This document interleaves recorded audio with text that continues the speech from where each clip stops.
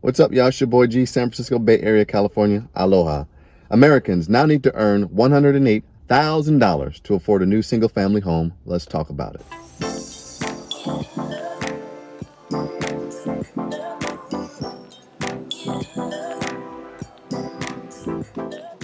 Buying a home and keeping a home has become more expensive than ever. This is the modern American nightmare, guys. We know that housing affordability has dropped significantly over the past few years. A study, according to Oxford Economics, the smart guys, reports that in 173 major metropolitan cities, a family would need an income of $108,000 to afford a home. Considering that every state has about 2 to 3 major metropolitan areas, this is going to hit close to home for everybody. This affordability crisis presents a challenge compared to previous years. Today, only 36% of Americans can jump this hurdle, down from 59% from 2019, just before the pandemic. And the household, meaning the combined income of everyone in the home, mom, dad, children, and even the grandparents if they live with you. See, because back then, an income of $57,000 could easily buy a single family home. As of right now, 2024, the median household income is around $80,000 according to the U.S. Census Bureau. That's about a $25,000 increase in income. However, the home buying prices had doubled, and there's just no way to keep up with that. So the question is, why has home affordability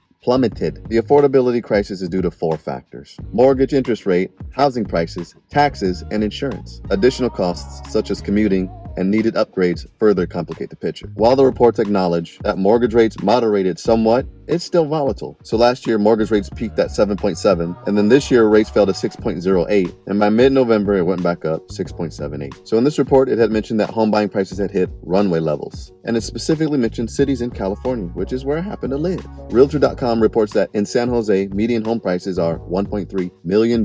This is the same area as the Facebooks, the Googles, the Apples, all those tech companies. $1.2 million in San Francisco and $947,000 in San Diego. Meanwhile, U.S. home insurance premiums average $2,300 annually. It's been a 6% increase every year, on top of the 20% leap over the past couple years. And what's more frustrating is that nothing is consistent. Once one thing goes down, something else goes up. If not that, then they both go up. So I have for you today 4 strategies navigating the housing market. If all this doom and gloom have you doubting your chances of becoming a homeowner, consider these approaches. Number 1, explore Midwest markets. The Midwest. Cleveland, Louisville, Detroit, St. Louis, places like that. For example, Cleveland's median home price is $140,000. Decatur, Illinois, which has the nation's lowest cost of living, has a median home price of $134,000. Number 2, minimize property taxes by looking in certain states. Similar to the first strategy, you're not looking for home prices, but you're focusing only on property taxes. While major U.S. cities like Atlanta and Chicago face soaring property taxes, some smaller towns, like in Missouri, haven't raised property taxes in like 37 years.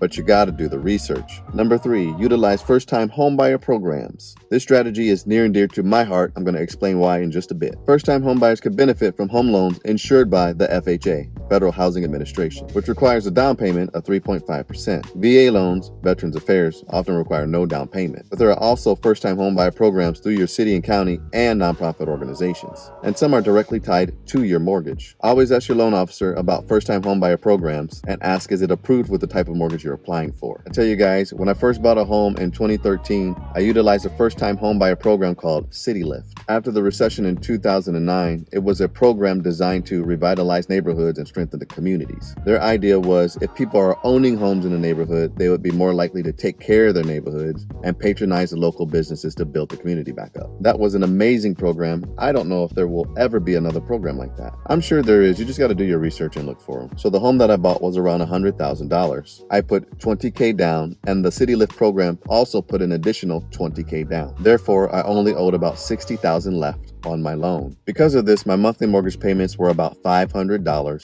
a month. And per the rules of the program, each year they would forgive about $4,000. And so after 5 years, they would forgive the full $20,000. I stayed in that home for 6 years. My loan was completely forgiven. And on top of that, I did a house hack. I had a roommate that paid $600 a month. My mortgage was $500, so he was paying my mortgage for me. That home would have been paid off by now. See, I blew it, but that's a whole nother story. I'll get to that another time. But anyways, go find the first-time homebuyer program now. it'll change your life. And number 4, the IRS publication 590B allows you to withdraw $10,000 from your IRA if you are a first-time homebuyer, without incurring the 10% early withdrawal penalty. As I mentioned in a previous video, you want to think long and hard about withdrawing from your IRA because you lose out on critical compound interest. However, your home is also an appreciating asset, so you would essentially be trading one appreciating asset for the other. And using someone like me as an example, I can't eat, drink, sleep, raise a family, or do anything like that with an IRA. So the funds would probably better serve me right now buying a home as opposed to sitting in an IRA collecting interest. Especially someone like me that doesn't have a long runway, which means time as far as saving money and actually compounding. Since I'm closer to retirement age, compounding wouldn't hit as hard as if I was 20 or something. And keep in mind, for that withdrawal, the limit is $10,000. So if you had a couple of $100,000 in your IRA, $10,000 probably wouldn't make too much of a dent. However, if you had $20,000 in your IRA and you're taking out $10K, then yeah, that's a big problem. Me personally, I'm going to do what I can to save up enough money to pay cash for my down payment,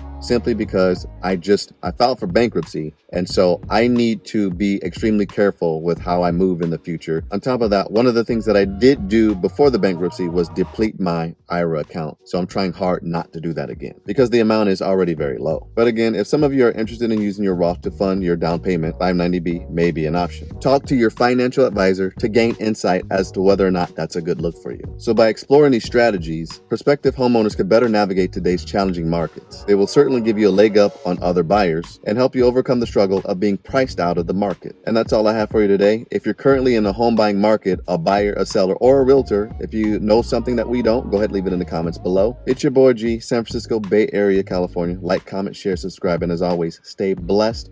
I'll holla at you later. Aloha.